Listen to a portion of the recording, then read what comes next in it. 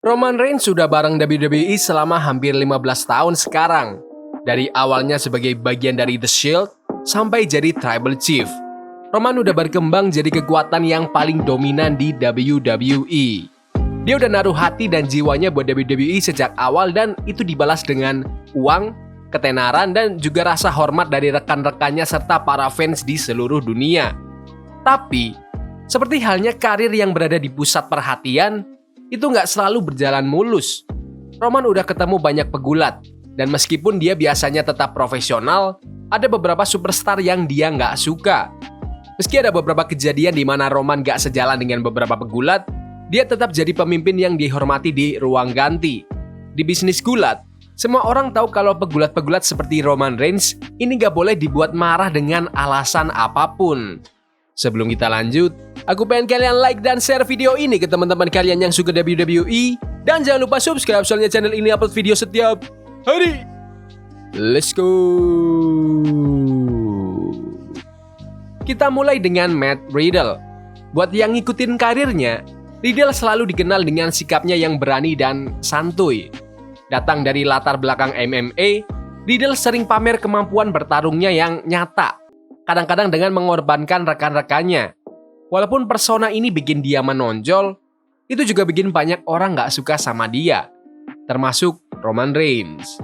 Komentar Riddle tentang gimana dia bisa ngalahin pegulat kayak Roman Reigns dalam pertarungan yang asli, real fight, itu gak bisa diambil enteng. Komentar ini mungkin bisa diabaikan kalau diomongin secara pribadi atau cuma bercandaan, tapi keputusan Riddle untuk ngasih pernyataan ini secara publik bikin ketegangan muncul. WWE adalah tempat di mana rasa hormat satu sama lain, baik di dalam maupun di luar ring, itu sangat penting. Dengan meremehkan kredibilitas Roman Reigns, Matt Riddle udah kelewat batas.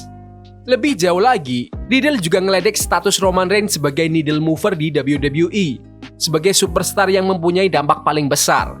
Status yang udah Roman Reigns mati-matian untuk dapatkan. Itu hanya menambah bensin di kobaran api. Karena itu dianggap sebagai tantangan terhadap otoritas dan posisi Roman Reigns di puncak perusahaan. Jadi nggak heran, waktu Matt Riddle coba minta maaf, bahkan dengan bantuan Randy Orton sebagai perantara, Roman Reigns nggak tertarik. Di dunia WWE, rasa hormat nggak dikasih cuma-cuma, itu harus diperoleh.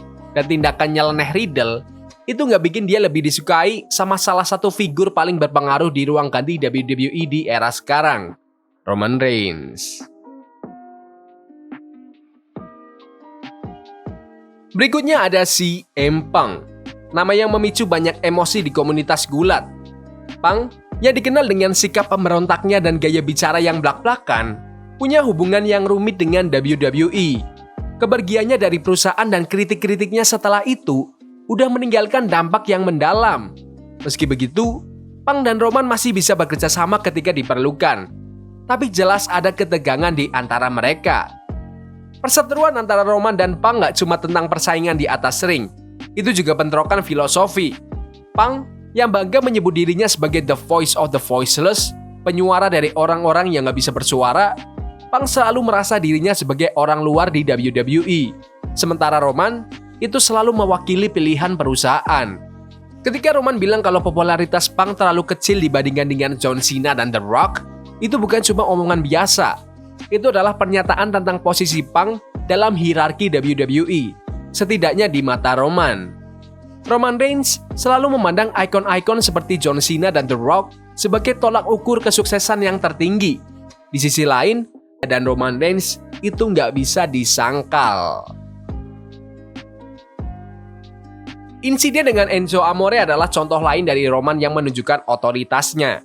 Waktu Enzo masih bareng WWE, dia adalah figur yang kontroversial. Karisma dan kemampuan mic-nya nggak bisa dipungkiri, tapi tingkah lakunya di belakang layar bikin banyak orang nggak suka.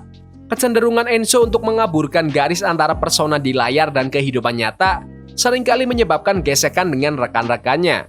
Insiden di Beast Tour yang terkenal, di mana Roman dilaporkan mengusir Enzo karena perilakunya yang nggak hormat. Meski Enzo membantahnya, cerita ini sesuai dengan apa yang banyak orang bilang tentang masanya di WWE. Roman, sebagai pemimpin di locker room, merasa itu tanggung jawabnya untuk menjaga ketertiban dan menjaga standar profesionalisme di dalam perusahaan. Dengan menegur Enzo, Roman mengirim pesan yang jelas ke seluruh locker room tentang apa yang dianggap perilaku yang bisa diterima. Situasi ini juga berbicara tentang peran besar Roman di WWE. Dia bukan cuma bintang top, dia juga dilihat sebagai pemimpin yang menetapkan nada bagaimana ruang ganti beroperasi. Dengan mengambil tindakan terhadap Enzo, Roman memperkuat pentingnya rasa hormat terhadap bisnis dan rekan-rekannya. Insiden ini mungkin udah berlalu, tapi masih jadi pengingat tentang pengaruh Roman Reigns di belakang layar. Terakhir, mari kita bahas Nia Jax, anggota keluarga Anoa'i, sama kayak Roman Reigns. Kalian mungkin berpikir kalau hubungan keluarga berarti solidaritas, terutama dalam cerita seperti The Bloodline. Tapi, hubungan Nia Jax dengan Roman Reigns itu agak rumit. Awal tahun ini, waktu The Rock kembali ke WWE, ada banyak hype tentang kemungkinan dia bergabung dengan Roman Reigns. Ide tentang keluarga yang saling mendukung adalah tema utamanya. Tapi, Nia Jax kelihatannya nggak tertarik. Penolakan Nia untuk jadi bagian dari The Bloodline bukan cuma pilihan cerita. Itu ngasih petunjuk tentang perbedaan nyata antara dia dan Roman Reigns. Meskipun mereka adalah keluarga, jelas mereka nggak selalu sepakat. Ini semakin disorot oleh ketidaksepakatan mereka tentang table spot di Survivor Series tahun 2020. Dan dilaporkan bahwa Roman tidak mau Nia Jax dan Lana lakukan table spot juga seperti yang Drew dan Roman lakukan di acara yang sama. Dinamika dalam keluarga Anoa'i memang kompleks. Dan meskipun Roman Reigns adalah bintang top, nggak semua orang setuju dengan visinya. Keputusan Nia Jax untuk menjauh dari The Bloodline menunjukkan bahwa dia ingin menjalani jalannya sendiri, terpisah dari apa yang dipimpin sama Roman Reigns. Tolong dicatat, ini nggak berarti mereka itu saling nggak suka. Tapi ini menunjukkan bahwa bahkan dalam keluarga gulat yang erat, bisa ada perbedaan perspektif dan prioritas. Roman Reigns tanpa diragukan lagi adalah salah satu figur paling kuat di WWE, baik di atas ring maupun di belakang layar.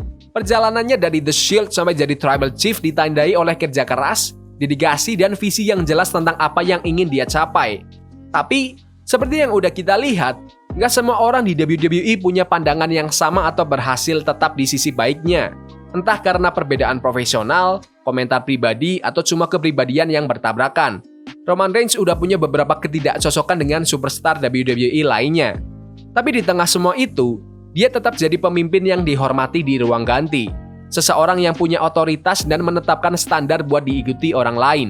Dan di dunia gulat profesional yang keras, itu bukan posisi yang mudah untuk dipertahankan. Saat Roman Reigns terus mendominasi di WWE, akan menarik untuk melihat bagaimana hubungannya dengan superstar lain berkembang. Apakah beberapa perseteruan ini akan mereda, atau ketegangan baru akan muncul? Waktu yang akan menjawab. Tapi satu hal yang pasti, Roman Reigns akan terus jadi figur sentral di WWE, baik di dalam maupun di luar ring. Komen di bawah pendapat kalian tentang semua ini di kolom komentar. Ya udah gitu aja video hari ini. Jangan lupa like dan subscribe ke channel ini karena aku pengen 6.000 subscriber di bulan ini. Tolong bantu. Yes boy, see you.